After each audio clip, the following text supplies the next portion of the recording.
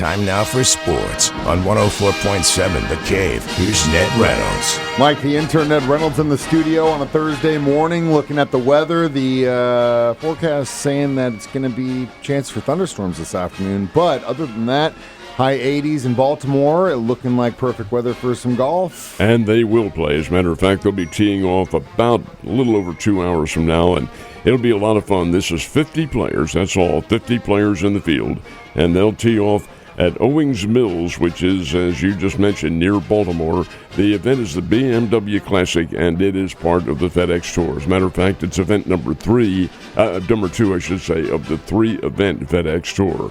This is really big because the money and the FedEx points that'll be accrued, that'll be the prize. The field cut to 30, and that is after Sunday's round. That's the final 30. This time it's 50 players, and the key twosome on there will be Rory McIlroy and Scotty Scheffler. They are paired with each other, and they'll be teeing off around a little after 10 o'clock this morning. All that at Owings Mills. The course is called Caves Valley, and it's very nice. It's a very tough course, but certainly one that fits into the scheme of things for the FedEx tournament, which is really big money.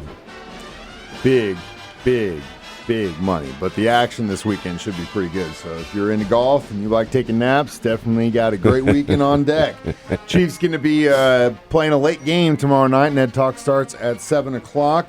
But when they return home, they are pretty much setting up in the main facility after this one. Closed the camp in St. Joe yesterday, had the final practice, and then closed up, cleaned it out, and closed up the doors and so forth and so on. Of course, the students at Missouri Western will be arriving if they haven't already. Anyway, it's camp breaking time for the Chiefs. They fly to Seattle today, play the Seahawks tomorrow night, and you'll hear that game right here on The Cave, 104.7. Ned Talk begins at 7 o'clock. Game kicks off at 9 o'clock. This will be a nice little challenge for Kansas City. I think you'll see the regulars play quite a bit more as opposed to what they have been. Chiefs need to avoid those injuries. They have 2 of them already that have been significant. But be that as it may, it's the Chiefs and the Seahawks, and they'll play that second of 3 exhibition games. The third one, which will be next Friday, not tomorrow, but next Friday, and that'll be at home at Arrowhead against the Chicago Bears. Should be a lot of fun, and if you're going, just remember, hydrate. Last year at this time, I about passed out for how hot it was in that first game. I barely even had a shirt on by the time I walked through the gate. USA won the first ever basketball gold medal at the Olympic Games, and that was what team and where? That's a very good question. Basketball, you follow the Olympics and follow the sport of basketball, and you just assume because the USA has dominated the sport that it's been around forever. It hasn't. It was introduced in 1936 in the Berlin Games, and the USA defeated Canada. The game was outside. That's right. They played on an outdoors court in Berlin, Germany. Remember now, this is the Nazi Germany Hitler Olympics, where Jesse Owens ran wild and Mr. Hitler left the stadium. Anyway, be that as it may, the USA won that gold medal, defeated Canada 19-8 in the rain. Basketball was a lot different back in the 30s, and the USA has dominated pretty much ever since. Bullpen trades Cardinals made a couple weeks ago came back to haunt them a little bit, didn't they? And not a little bit, a whole lot. No Helsley, he's with the New York Mets. No Matone, he's with the Texas Rangers. No Matz, he's with the Boston Red Sox. And no Wynn.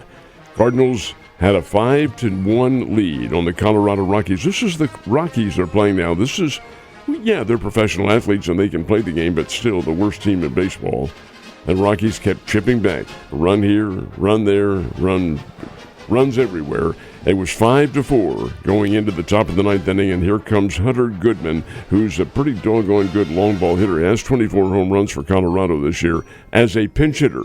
Comes up in the 9th inning, runner on base, you guessed it, center field home run. Bombed it up onto the berm. Colorado wins it 6-5 over the Cardinals. Cardinals are now 16 games out of first place with 40 to go. That ain't going to get it. That's a tough way to go. And getting ready for the New York Yankees coming into Busch Stadium. And is this the only? I wonder how many series the Rockies have actually won this year, considering how many games they've actually won. Well, they have 32 wins. I would say they may not have any series wins, but I don't know that. Well, that's incorrect because they have the Cardinals twice. Beat them twice in Denver and beat them twice in St. Louis. So they are series wins. They may be the only ones they have. Talk about star-crossed seasons. Slugfest for the Royals, man. When they can hit the ball, they can hit the ball. But they can't win. That's the thing. Consistency. Yeah. Here's the deal. They played the Washington Nationals, and Washington scores 5 runs in the first inning. The big shot was a grand slam, and the Washington Nationals are up. Kansas City came clawing back and tied the game 7-7 in the 9th inning. And then, well, the Nationals got a win on a base hit in the top of the 9th inning. 8-7, Washington wins it. Those 5 runs in the first inning came off Seth Lugo, and it's one pitch, a grand slam, that did it. Anyway, the Royals are losers 5-4, to 8-7, I should say. Royals lose the game to Washington 8-7. And now get set to play the Chicago White Sox coming up. Maybe they can get back into things now. Springfield Cardinals, they are really rolling. Defeated the Wichita Windsurge by a score of 5-1 last night at Hammons Field. This is a really, really good team, and I think they're probably going to win the Texas League Championship. They deserve to. And this is really the time you want them to start kind of gaining steam going into the latter part of the month into next month when the playoffs starts. Hopefully they can continue that run. Yankees are coming into St. Louis this weekend, and hopefully the Cardinals can mess with them. Well, the Yankees will be a different form of the Yankees than the teams have seen. Now, this is a team. How interesting, the quirks of baseball. Here you have the Yankees and the Dodgers, who were preseason favorites to play in the World Series. They still might, but my goodness, both have been knocked out of the division lead in their respective leagues, and boy, that is tough. The Yankees will be very hungry when they come into St. Louis. They are not only on the verge of, they've already lost the top position in the American League East. They've lost that to Toronto. They're in danger of not making the playoffs, period. They're right teetering on the very edge of being knocked out of the playoff picture. Boy, that won't go over very well in New York. Anyway, the fabled Bronx Bombers played the St. Louis Cardinals this weekend. Cardinals are playing very poor baseball at the moment. They're trying. Don't get me wrong. They're trying right now, but their pitching staff needs to hold up and hold on a whole lot better. The Yankees can hit. I don't care how poorly they play. They can still hit the ball. This will be a very interesting series. Starts tomorrow night, not tonight. Tomorrow night, 3-game series in St. Louis. I don't want to be anywhere near here if the Yankees don't make the playoffs for the next Ned Talk. Joe is not going to be a happy guy. Have a good night, and I will see you tomorrow.